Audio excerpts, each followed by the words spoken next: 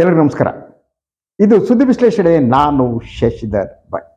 ಇದು ನನ್ನ ಡಿಜಿಟಲ್ ವಾಹಿನಿ. ಇದನ್ನು ಲೈಕ್ ಮಾಡಿ, ಸಬ್ಸ್ಕ್ರೈಬ್ ಮಾಡಿ, ಬೆಲ್ ಐಕಾನ್ನ ಪ್ರೆಸ್ ಮಾಡೋದಕ್ಕೆ ಮರಿಬೇಡಿ. ಹಾಗೇನೆ ಸಾಧ್ಯ ಆದರೆ ಸಹಾಯ ಮಾಡಿ.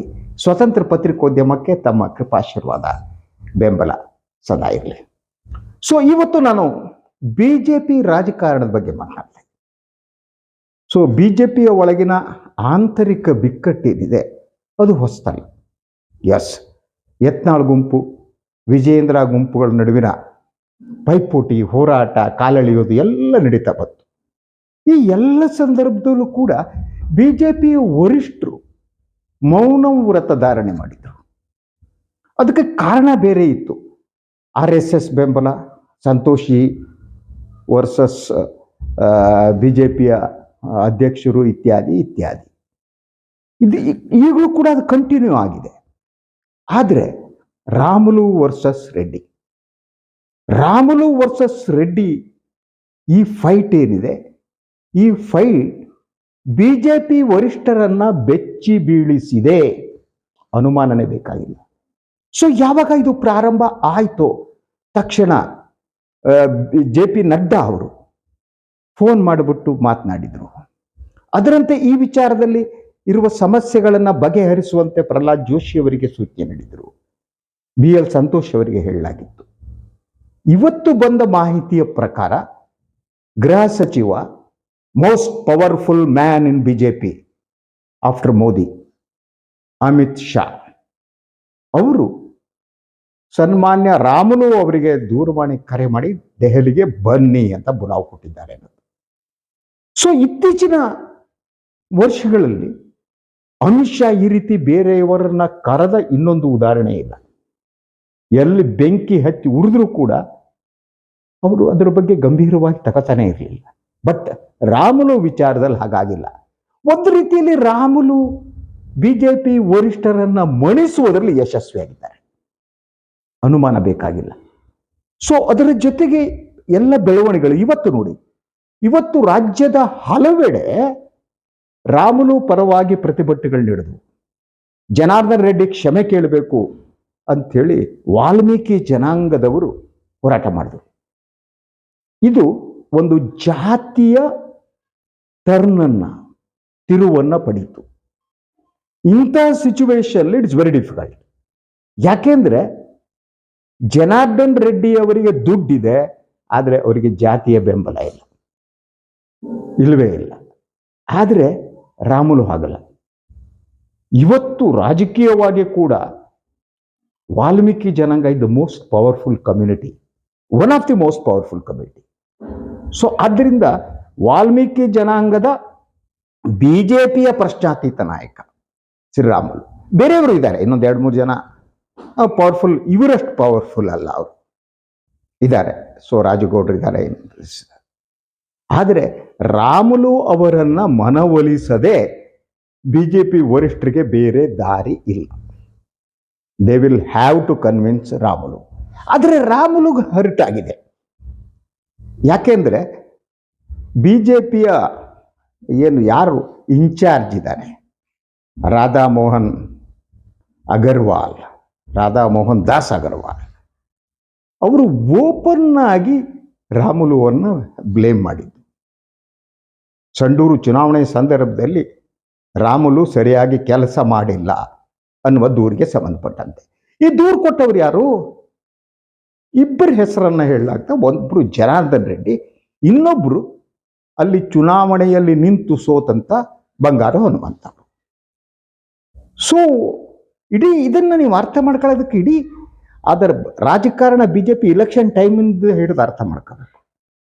ಯಾಕೆಂದ್ರೆ ಬಂಗಾರು ಹನುಮಂತು ಅವರು ಜನಾರ್ದನ್ ರೆಡ್ಡಿ ಅವರ ಕ್ಯಾಂಡಿಡೇಟ್, ಅವರಿಗೆ ಕೊಡಲಾಯಿತು ಟಿಕೆಟ್. ಅದ್ರ ಜೊತೆಗೆ ಸ್ಲೋಲಿ ಆಗಿ ಕಳೆದ 1 ವರ್ಷದಿಂದ ಬಿಜೆಪಿಯ ಒಳಗಡೆ ಜನಾರ್ದನ್ ರೆಡ್ಡಿ ಪವರ್ಫುಲ್ ಆಗ್ತಾ ಹೋದದ್ದು. ಇಡೀ ಬಳ್ಳಾರಿಯ ಬಿಜೆಪಿ ರಾಜಕಾರಣ ಜನಾರ್ದನ್ ರೆಡ್ಡಿ ಅವರ ನಿಯಂತ್ರಣಕ್ಕೆ ಬಂದದ್ದು. ಅದನ್ನು ಶ್ರೀರಾಮುಲು ಹೇಗೆ ಒಪ್ಪುಗಳಕ್ಕಾಗುತ್ತೆ? ಅವರಿಬ್ಬರ ನಡುವೆ ನಾನು ಈ ಹಿಂದೆ ವಿಶ್ಲೇಷಣೆ ಹೇಳಿದ್ದೆ, ಅವ್ರದ್ದು ಕೌಟುಂಬಿಕ ಸಂಬಂಧ ಇತ್ತು. ಆರ್ಥಿಕ ಸಂಬಂಧ ಇತ್ತು, ರಾಜಕೀಯ ಸಂಬಂಧ ಇತ್ತು. ಹೀಗೆ ಇಸ್ ಮಲ್ಟಿಫೇಸೆಟ್ ಅಂತಾರಲ್ಲ, ಬಹುಮುಖಿಯಾದ ಸಂಬಂಧ ಅದು. ಈ ಬಹುಮುಖಿ ಸಂಬಂಧದಲ್ಲಿ ಏನಾಗುತ್ತೆ ಗೊತ್ತಾ ನಿಮ್ಗೆ? ಯಾವುದೋ ಒಂದು ಸಂಬಂಧ ಕೆಟ್ಟೋಗ್ಬಿಟ್ಟು ಪೂರ್ಣ ಕೆಟ್ಟೋಗ್ಬಿಡುತ್ತೆ. ಅದು ಕೌಟುಂಬಿಕ ಸಂಬಂಧ ಇರ್ಬೋದು, ಆರ್ಥಿಕ ಸಂಬಂಧ ಇರ್ಬೋದು, ಏನಿ ಒನ್ ಆಫ್ ಅದರಲ್ಲಿ ಒಂದು ಕೆಟ್ಟು ಬಿಟ್ರೆ ಪೂರ್ಣ ಕೆಟ್ಟೋಗ್ಬಿಡುತ್ತೆ. ಸೊ ಇಲ್ಲ, ಅದದ್ದು ಹಾಗೇನೆ. ಜನಾರ್ದನ್ ರೆಡ್ಡಿ ಯಾವುದೋ ಒಂದು ನಿರೀಕ್ಷೆಯನ್ನ ಶ್ರೀರಾಮುಲು ಅವ್ರ ಮೇಲೆ ಇಟ್ಕೊಂಡಿದ್ರು. ಸೊ ಅವರು ಬೇರೆ ಪಕ್ಷ ಮಾಡದಂತ ಸಂದರ್ಭದಲ್ಲಿ ಮೊದಲ ಬಾರಿಗೆ ಜನಾರ್ದನ್ ರೆಡ್ಡಿ ಅಂದುಕೊಟ್ಟಿದ್ದು ಎಲ್ಲವನ್ನ ಬಿಟ್ಟು ಶ್ರೀರಾಮುಲು ನನ್ನ ಜೊತೆ ಬಂದ್ಬಿಡ್ತಾನೆ. ಶ್ರೀರಾಮುಲು ಬರಲಿಲ್ಲ. ಅವರು ಬಿಜೆಪಿ ಪಕ್ಷ ನಿಷ್ಠೆಯನ್ನ ಇಟ್ಕೊಂಡು ಬಿಜೆಪಿಯಲ್ಲೇ ಉಳಿದರು. ಇದನ್ನ ಸನ್ಮಾನ್ಯ ಜನಾರ್ದನ್ ರೆಡ್ಡಿ ಅವರು ಸಹಿಸುವುದಕ್ಕೆ ಸಾಧ್ಯನೇ ಇರಲಿಲ್ಲ. ಹೀಗೆ ಪ್ರಾರಂಭವಾದದ್ದು. ಅದರ ಜೊತೆಗೆ ಬಳ್ಳಾರಿಯ ರಾಜಕಾರಣದಲ್ಲಿ ಜನಾರ್ದನ್ ರೆಡ್ಡಿಗೆ ಅತಿ ಹೆಚ್ಚಿನ ಮಹತ್ವ ದೊರಕಿತು. ಇದೆಲ್ಲ ಕಾರಣಗಳು. ಈ ಬಗ್ಗೆ ನಾನು ಹಿಂದಿನ ವಿಶ್ಲೇಷಣೆಯಲ್ಲಿ ಬಹಳಷ್ಟು ವಿಚಾರವನ್ನು ತಮ್ಮ ಮುಂದೆ ಇಟ್ಟಿದ್ದೇನೆ. ಈಗಿನ ಇಶ್ಯೂ ಅಂದ್ರೆ ಬಿಜೆಪಿ ವರಿಷ್ಠರು ಈ ಸ್ಥಿತಿಯಲ್ಲಿ ಹೇಗೆ ಸಮಸ್ಯೆಯನ್ನು ಬಗೆಹರಿಸ್ತಾರೆ? This is very important question. Also it's a very big challenge for BJP high command. ಅವರಿಬ್ಬರು ಕೂಡ, ಈ ಜನಾರ್ದನ್ ರೆಡ್ಡಿ ಮತ್ತು ಶ್ರೀರಾಮುಲು, ನಾಳೆ ಒಂದಾಗ್ಬಿಡ್ತಾರೆ, ಇನ್ನೊಂದಾಗ್ಬಿಡುತ್ತೆ ಅಂತ ಬಿಜೆಪಿಯ ಹಲವು ನಾಯಕರುಗಳು ಹೇಳ್ತಾರೆ. ಹೇಳಲೇಬೇಕು, ಅವರು ಒಂದಾಗಲ್ಲ ಅಂತ ಹೇಳಕ್ಕಾಗಲ್ಲ. ಆದರೆ ಅವರು ಒಂದಾಗುವುದು ಅಷ್ಟು ಸುಲಭ ಅಲ್ಲ ಅಂತ ಬೇರೆ ಟರ್ನ್ ತಗೋಬಿಟ್ಟಿದೆ. ಈಗ ಬೇರೆ ಟರ್ನ್ ಇನ್ ದ ಸೆನ್ಸ್, ಜಾತಿ ಟರ್ನ್ ತಗೊಂಡು ವಾಲ್ಮೀಕಿ ಜನಾಂಗದವರು ಪ್ರದರ್ಶನ ಮಾಡಿ ಜನಾರ್ದನ್ ರೆಡ್ಡಿ ಬೈದು ಪಕ್ಷದಿಂದ ಹೊರಗಾಕಿ ಆ ಲೆವೆಲ್ಗೆ ಹೋಗ್ಬಿಟ್ಟಿದೆ. ಸೊ ಇದು ಒಂದಾಗುತ್ತೆ ಹಾಕಿದ್ರೆ? I don't think so. Then what is the option? What is the option before BJP high command? ಇಬ್ಬರು ಕೂಡಿಸಿ ಕನ್ವಿನ್ಸ್ ಮಾಡೋದು, ಇಬ್ಬರು ಜೊತೆಯಾಗಿ ಕೂತ್ಕೊಳ್ಳುವ ಸ್ಥಿತಿಯಲ್ಲೂ ಇದ್ದಂತೆ ಕಾಣ್ತಾ ಇಲ್ಲ ನನಗೆ. ಆದರೆ ಅಸಲ್ ಸ್ಥಿತಿಯಲ್ಲಿ ಶ್ರೀರಾಮುಲು ಅವರಿಗೆ ಬೇರೆ ಒಂದು ಅಧಿಕಾರವನ್ನು ಕೊಡುವ ಮೂಲಕ ಸಂತೈಸೋದು. ಹಾಗಿದ್ರೆ ಯಾವ ಅಧಿಕಾರ ಕೊಡ್ತಾರೆ? That is also very interesting question. So ಈಗಾಗಲೇ ಗೊತ್ತಿರುವ ಹಾಗೆ ಬಿಜೆಪಿಯಲ್ಲಿ ಯಾರು ಯತ್ನಾಳ್ ಬಣ ಇದೆ, Ramesh Jarkiholi, is also belong to Valmiki. ಅವರು ಈಗಾಗಲೇ ರಾಮುಲು ಅವರನ್ನ ಸಂಪರ್ಕಿಸಿದ್ದಾರೆ, ಮಾತನಾಡಿದ್ದಾರೆ ಅನ್ನೋ ವರದಿಗಳಿವೆ. ಸೊ ಈ ಸಿಚುವೇಶನ್ ನಲ್ಲಿ ಈ ಗುಂಪೇನಿದೆ ಸನ್ಮಾನ್ಯ ರಾಮುಲು ಅವರನ್ನ ಎಳೆದುಕೊಡ್ಬಹುದು. ಎಳೆದುಕೊಂಡು ಬಿಜೆಪಿ ರಾಜ್ಯ ಘಟಕದ ಅಧ್ಯಕ್ಷ ಸ್ಥಾನಕ್ಕೆ, ಏನು ಚುನಾವಣೆ ನಡೀಬೇಕೋ ಆ ಸ್ಥಾನಕ್ಕೆ ರಾಮುಲು ಅವರ ಹೆಸರನ್ನ ಪ್ರಪೋಸ್ ಮಾಡಿ ಇಳಿಸ್ಬಿಡೋದು. ಹಾಗೇನಾದ್ರು ಆದರೆ ಯಡಿಯೂರಪ್ಪ ಮತ್ತು ಅವರ ಮಗ ವಿಜಯೇಂದ್ರ ಅವರು ಸಂಕಟಕ್ಕೆ ಸಿಲ್ಕೋತಾರೆ. Even party high command also. Ramulu ಅವ್ರನ್ನ ಏನ್ ಮಾಡಬೇಕು? ಸೊ ಹಾಗಿದ್ರೆ ಬಿಜೆಪಿ ರಾಜ್ಯ ಘಟಕದ ಅಧ್ಯಕ್ಷರಾಗಿ ರಾಮುಲು ಅವರಿಗೆ ಆ ಸ್ಥಾನವನ್ನು ಕೊಡಲಾಗುತ್ತಾ? ಆ ಚಾನ್ಸಸ್ ಇದೆಯಾ? ಇರಬಹುದು. ರಾಜಕಾರಣದಲ್ಲಿ ಯಾವುದನ್ನು ನಿರಾಕರಿಸಕ್ಕಾಗಲ್ಲ.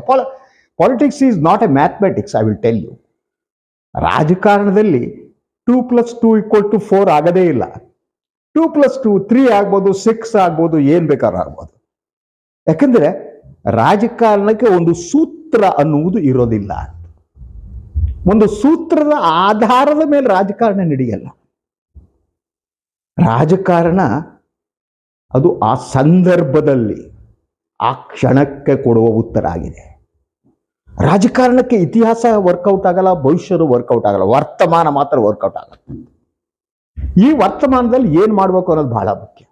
ಆದ್ರಿಂದ ರಾಜಕಾರಣದಲ್ಲಿ ಯಾರೋ ಸ್ನೇಹಿತರಾಗ್ತಾರೆ, ಯಾರೋ ದ್ವೇಷಿಗಳಾಗ್ತಾರೆ, ಯಾರನ್ನೋ ದ್ವೇಷಿಸ್ತಾರೆ, ಯಾರನ್ನೋ ಕಾಲೆಳಿತಾರೆ, ಮರಿಸ ಹೆಗಲ ಮೇಲೆ ಕೈ ಹಾಕ್ತಾರೆ, ಗುರು ಚೆನ್ನಾಗಿದೆಯಾ ಅಂತಾರೆ, ಜೊತೆಯ ಗುಂಡಾಗ್ತಾರೆ, ತಿಂತಾರೆ, ಏನೇನೋ ಮಾಡ್ತಾರೆ. ಆದ್ರೆ ಅಸಂಬಂಧ ಅಂದ್ರೆ ರಾಜಕೀಯ ಸಂಬಂಧಕ್ಕೆ ಒಂದು ಶಾಶ್ವತವಾದ ನೆಲೆಗಟ್ಟಿರಲ್ಲ. ಏನ್ ಹೇಳಿ? ಒಂದು ಶಾಶ್ವತವಾದ ನೆಲೆಗಟ್ಟಿರಲ್ಲ. ಅದು ಬದಲಾಗ್ತಾ ಹೋಗ್ತದೆ. ಇಬ್ಬರು ರಾಜಕಾರಣಿಗಳು ಅವರು ನಂಬಿಕೆಯ ಮೇಲೆ ತಮ್ಮ ಸಂಬಂಧವನ್ನು ಬೆಳೆಸಿರಲ್ಲ. ಅವರು ರಾಜಕೀಯ ವ್ಯಾಪಾರದ ಮೂಲಕ ಸಂಬಂಧವನ್ನು ಬೆಳೆಸಿರ್ತಾರೆ. ಆದ್ರಿಂದನೇ ನೀವು ಪಾಲಿಟಿಕ್ಸ್ ಇದೆಯಲ್ಲ, ಅದನ್ನು ವಿಶ್ಲೇಷಣೆ ಮಾಡುವುದು ಅಷ್ಟು ಸುಲಭವಾದದ್ದಲ್ಲ. It is not so easy.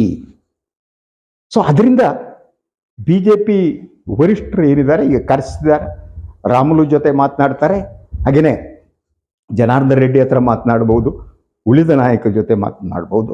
The question is how to, that is important, how to solve the problem. ಸಮಸ್ಯೆಯನ್ನು ಬಗೆಹರಿಸುವ ರೀತಿ ವಿಧಾನ ಯಾವುದು, ಹೌ ಟು ಅಕೊಮಡೇಟ್ ಶ್ರೀರಾಮುಲು ಅವ್ರನ್ನ ಈಗ ತಣ್ಣಗೆ ಮಾಡೋದು ಬಹಳ ಇಂಪಾರ್ಟೆಂಟ್ ಅದು. So this is a very big question for BJP high command. Yes, that is the situation ನಾವು. ಸೊ BJP ಆಂತರಿಕ ರಾಜಕಾರಣ ಇದರಿಂದ ಇನ್ನೊಂದು ಆಯಾಮವನ್ನು ಪಡೆದಿದೆ. ಅದು ಮುಂದೆ ಎಲ್ಲಿ ಹೋಗುತ್ತೆ, ಏನಾಗುತ್ತೆ ಅನ್ನೋದು ನೋಡ. ಹಾಗೆ ಬೆಳವಣಿಗೆ ಆದ ತಕ್ಷಣ ನಾನು ತಮ್ಮೆದುರು ಬರ್ತೀನಿ, ಮಾತನಾಡ್ತೀನಿ, ವಿಶ್ಲೇಷಣೆ ಮಾಡ್ತೀನಿ. ಇವತ್ತಿನ ದಿನ ಈ ಸಂಜೆ ಎಲ್ಲರಿಗೂ ಒಳ್ಳೆಯದಾಗಲಿ. ಶುಭರಾತ್ರಿ. ಮತ್ತೆ ನಾಳೆ ಭೇಟಿ ಮಾಡೋಣ. ನಮಸ್ಕಾರ.